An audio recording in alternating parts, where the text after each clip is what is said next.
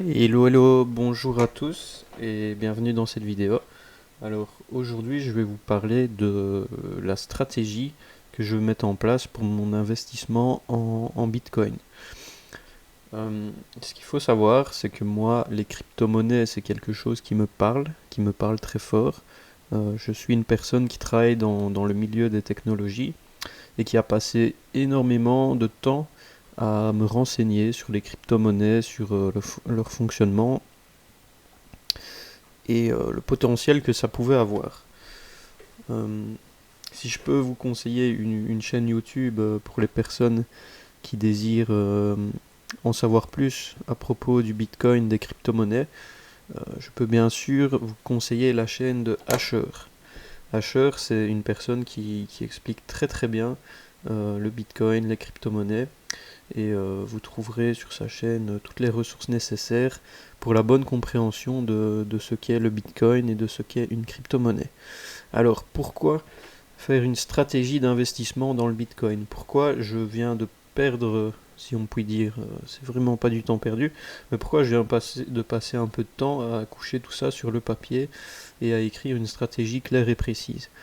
En fait, ce qu'il faut savoir, c'est que la plupart des particuliers qui investissent que ce soit en bourse ou n'importe où, n'ont pas de plan précis, n'ont pas d'objectif, enfin, ils n'ont pas de plan. Et ça, c'est vraiment très problématique parce que qu'est-ce qu'on fait alors si le cours augmente énormément? Qu'est-ce qu'on fait si le cours baisse énormément? Eh bien, si on n'a pas défini à l'avance sa stratégie, on est enclin à faire n'importe quoi parce qu'on va être submergé par les émotions et on va pas agir de manière rationnelle et on va agir de manière émotionnelle et faire plus ou moins n'importe quoi. Et c'est le meilleur moyen de se planter dans un investissement.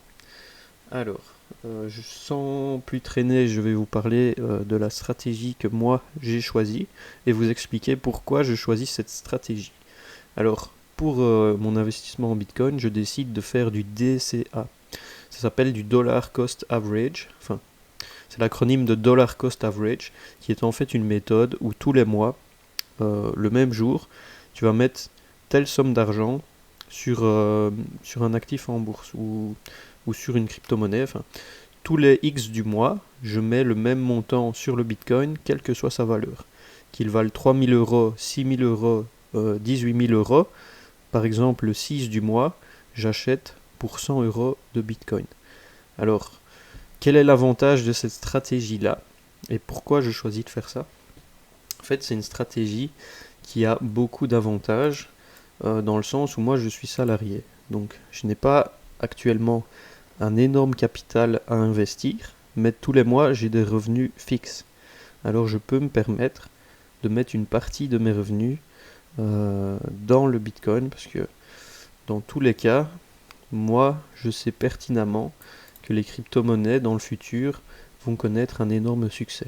Ça fait partie de mes convictions personnelles. Alors, avant que cela se produise, j'aimerais avoir un maximum de cette monnaie, sans pour autant trop m'exposer, d'accord? C'est pour ça que sur mon salaire que j'obtiens, donc ici j'ai fait le petit graphe du capital, je vais allouer au Bitcoin 12%, ok? Je vais allouer 12% de mon salaire net en investissement Bitcoin tous les mois. Ça peut paraître beaucoup, ça peut paraître beaucoup. Mais voilà, moi je suis une personne qui a ce besoin d'investir et qui peut se permettre de mettre une plus grosse partie de son capital vis-à-vis de ma situation. Si vous voulez créer votre stratégie, bien sûr, vous ne devrez pas recopier mes chiffres. Peut-être que vous pourrez mettre 2%, peut-être que ça sera 10%, peut-être même si vous êtes complètement emballé par les crypto-monnaies, vous pouvez mettre beaucoup plus. Enfin, chacun fait en fonction de ses moyens. Et moi, 12% de mon salaire, c'est une somme que je suis prêt à perdre. Ok? Si je perds ces 12%, eh bien, je ne mourrai pas, je ne devrais pas hypothéquer ma maison, je ne devrais pas manger des conserves toute l'année. Voilà, je ne me mets pas en danger en investissant cette somme-là. Et ça, c'est très très important pour être serein dans vos investissements. Ensuite, pourquoi j'utilise cette technique? Mais en fait, je vais vous expliquer, c'est très simple. Quand tu n'es pas trader, quand tu n'es pas une personne qui passe sa vie à analyser les crypto-monnaies, eh bien, je vais vous montrer.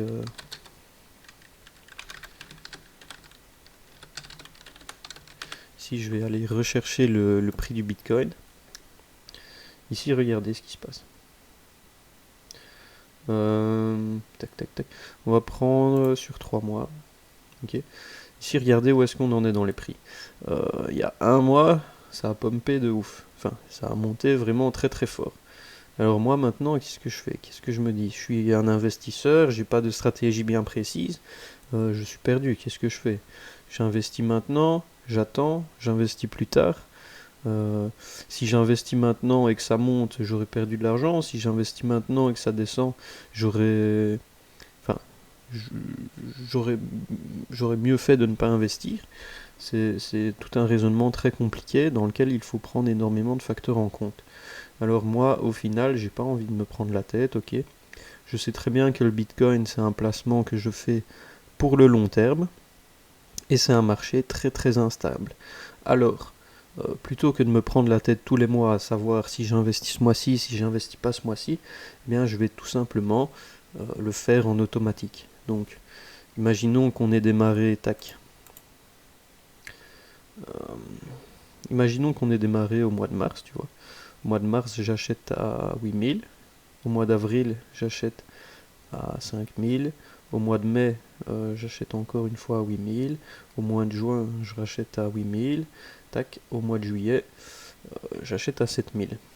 Et ce qui est important dans cette configuration-là, c'est que, ok, j'aurais mieux fait de tout acheter ici, dans le creux, quand il a touché presque les 3000, mais ça, personne ne peut le prédire, ok? On ne sait pas du tout comment le cours du Bitcoin va varier. Moi, tout ce que je sais, c'est que plus tard, le Bitcoin va valoir beaucoup plus cher que ce qu'il ne vaut maintenant. Ça fait partie de mes convictions personnelles, ce n'est pas une prédiction, ce n'est pas... voilà. C'est moi qui ai étudié le sujet et qui suis parvenu à cette conclusion personnelle, qui ne regarde que moi. Et moi, ce que je veux à l'avenir, c'est avoir un maximum de Bitcoin avant justement que ça pète, avant qu'ils prennent de la valeur. Et voilà, ici, quand on voit la tendance totale, on voit bien que le Bitcoin est malgré tout solide. Bon, j'y arrive pas. Bon, on va mettre tout. On voit bien que le Bitcoin est solide parce que même s'il a connu un gros pump ici à 16 000, qu'il est redescendu, qu'il est retombé, il a quand même réussi à se reconstruire un prix et à rester suffisamment élevé. Donc voilà, pour moi, le Bitcoin qui pour l'instant n'est pas encore ultra utilisé, encore ultra démocratisé et qui à l'avenir le sera certainement, eh bien pour l'instant, il se construit à un prix qui est tout à fait correct. Voilà. Attention aussi que les crypto-monnaies sont un marché ultra risqué et hyper volatile. C'est pour ça que c'est compliqué de se dire bon, quand est-ce que j'achète, quand est-ce que j'achète pas. Au début, quand je me faisais mes petits plans, je me disais bon, ok, regarde, ici le Bitcoin est monté à 10 000, donc alors qu'est-ce que je fais? Bon, s'il redescend à X autant, je fais quoi? J'en rachète pas. C'est super compliqué en fait d'avoir cette stratégie. Et le dollar cost average, vous pouvez vous renseigner sur cette stratégie-là. C'est plutôt, moi je trouve que dans cette situation où moi j'ai envie d'accumuler un max de Bitcoin, j'ai pas envie de passer 10 000 ans à analyser les graphiques, à écouter les avis, etc. J'ai envie de passer mon temps à autre chose, j'ai envie de passer mon temps à développer d'autres investissements, mais je crois pourtant très très fort au Bitcoin. Eh bien pour moi, c'est la meilleure stratégie. D'autant plus que je touche des revenus de salariés, donc des revenus mensuels fixes. Voilà. Donc, en agissant de cette manière, en ayant ma stratégie, en sachant quoi faire, quand acheter, à quel prix acheter, enfin voilà. Moi, je vais simplement acheter tous les X du mois la même quantité qui sera 12% de mon salaire. Si mon salaire augmente, eh bien j'augmenterai ici la part. Enfin, Ça sera peut-être structuré plus tard, mais en théorie, le pourcentage devrait pas changer. Donc voilà, comme je vous l'ai dit, mon objectif c'est d'accumuler un maximum de Bitcoin afin de profiter au maximum de la croissance. Il y a des années importantes, bon, on parle de 2023 et 2030. Certains experts estiment que le Bitcoin pourrait monter à 500 000 dollars pour 2030, et c'est une prédiction qui est crue, que beaucoup d'experts sont d'accord avec ça.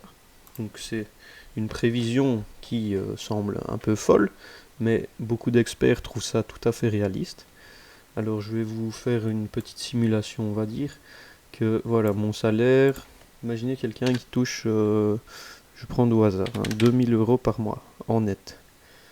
Si via ma stratégie, cette personne-là investit 12% de son salaire dans le Bitcoin, on va avoir droit au calcul suivant. Donc voilà, 240 euros par mois, ok. Ça veut dire que par année, la personne investit 2800 euros, ok. On va faire un calcul très très optimiste. On va dire que le Bitcoin, pendant 5 ans, il va rester au prix de 10 000 euros, ok. Ça veut dire que pendant 5 ans, j'aurais investi 14 400 euros dans le Bitcoin, ok. Et il sera resté à 10 000 euros. Imaginons qu'au bout de ces 5 années, bing, le truc, il pète un plomb, il monte à 50 000 balles, quoi. Donc, ça fait une augmentation de x5 du capital. Mais ça veut dire qu'au bout de 5 ans, bing, j'aurai 72 000 euros en ayant investi en ayant investi 12% de mon salaire tous les mois, ce qui est plutôt appréciable. Maintenant, imaginons que le Bitcoin ne fasse pas 50 000 euros, mais 500 000 euros, en ayant investi 5 ans, bing, 720 000 euros. Et moi, je dis pas que le Bitcoin va monter à 500 000 euros, mais je dis que pour l'instant, il est encore à un prix raisonnable par rapport au pouvoir qu'il a, enfin par rapport aux possibilités qu'il a. Et pour l'instant, c'est une crypto-monnaie dont on commence seulement à voir l'intérêt. Le grand public ne l'utilise pas encore, et le cap à passer, ça sera le cap où le grand public commencera à s'intéresser à la crypto-monnaie, où monsieur et madame tout le monde aura du Bitcoin.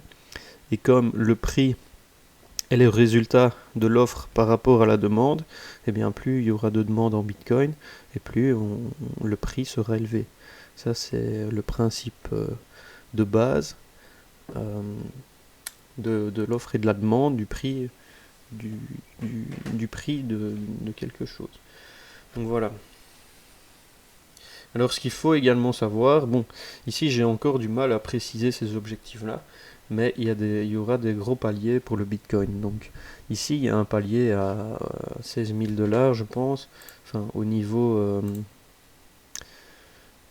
par exemple ici, au niveau historique le plus haut, à 16 000, ça va être un gros palier, un gros cap psychologique difficile à franchir. Alors il faut se poser les bonnes questions. Qu'est-ce que je fais si jamais le Bitcoin atteint 16 000 dollars? Est-ce que j'en revends une partie? Est-ce que je revends X%? Moi, dans ma stratégie, je pense que oui. Je pense que je vais sécuriser à ces paliers-là, car ça va être des paliers psychologiques très importants, d'accord? À ce moment-là, dès que tu vas atteindre les 16 000, quelque chose ainsi, il se peut vraiment que le Bitcoin retombe dans une phase de stagnation ou bien dégringole un petit peu. Donc voilà, ça il faut le prévoir et bien sûr savoir quoi faire si ça arrive. Bon, à ce niveau-là, j'ai pas encore un plan très très précis, mais je sais très bien que à certains niveaux psychologiques, dès qu'on va se rapprocher de ces paliers, il va falloir très vite réfléchir à la décision que je vais prendre. Une fois que ces paliers-là seront atteints. Moi, ce que je conseille malgré tout, c'est de sécuriser une partie du gain, car ces paliers vont entraîner, selon moi, une grosse chute, sachant que le Bitcoin est un marché très spéculatif pour l'instant.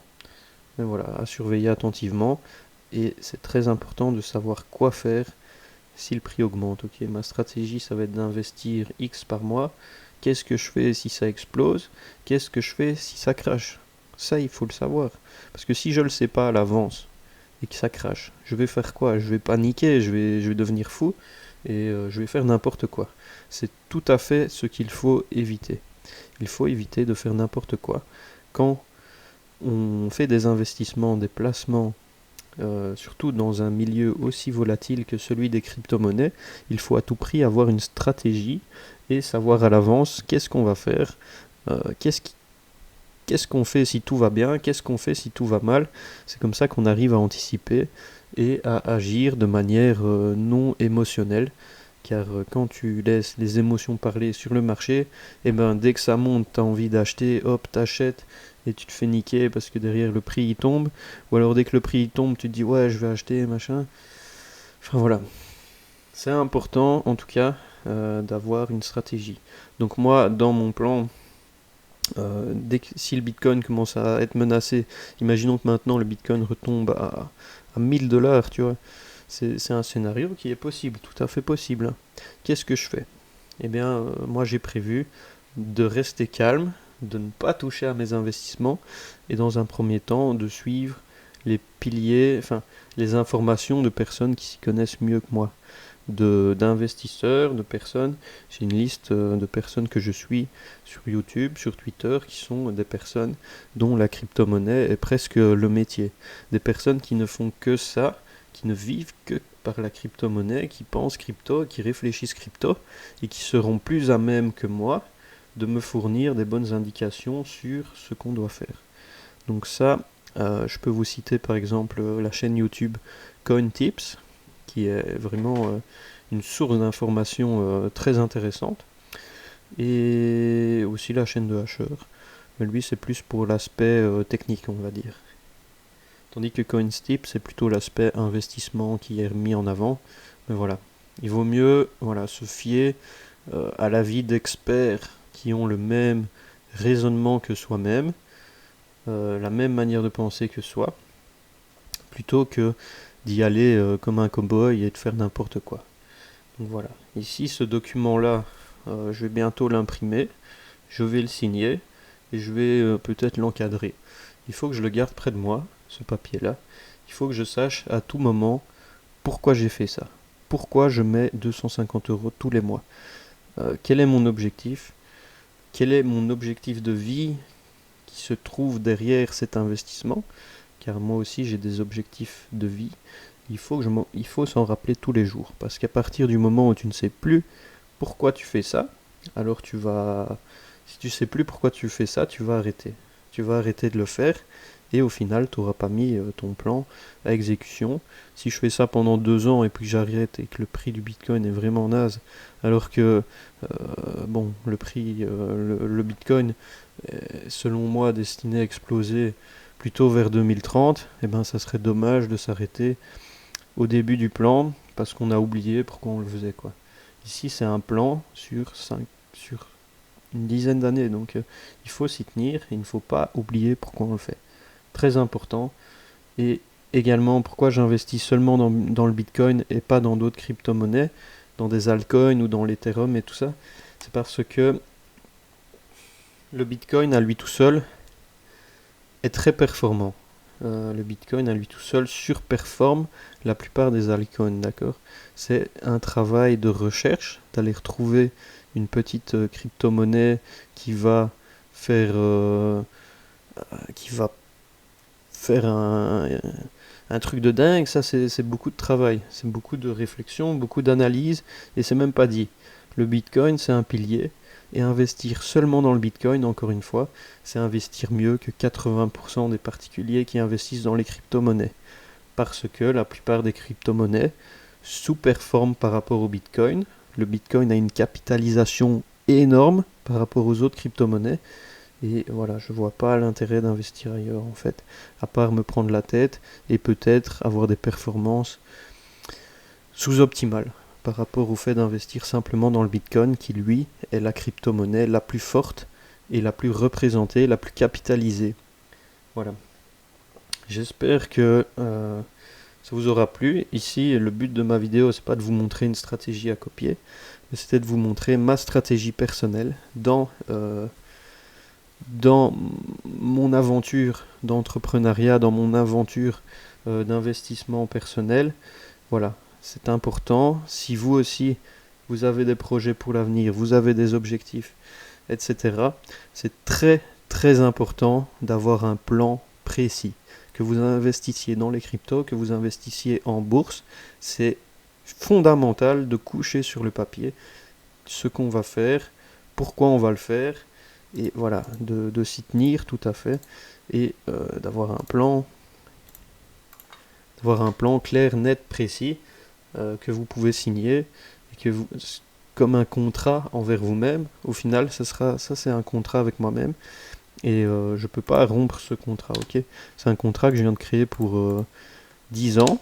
J'ai réfléchi beaucoup, j'ai réfléchi beaucoup. Et pour moi, selon moi, c'est le meilleur moyen pour moi de d'investir dans le Bitcoin avec ma situation actuelle. Je vais peut-être compléter le contrat, dire qu'est-ce que je fais si ma situation évolue, si je ne suis plus salarié, etc. Mais il faut vraiment être le plus précis possible et avoir un plan d'action. C'est très important. Voilà. Je vous souhaite à tous une bonne journée et voilà, n'hésitez pas à me poser des questions si vous en avez, enfin vous connaissez la chanson.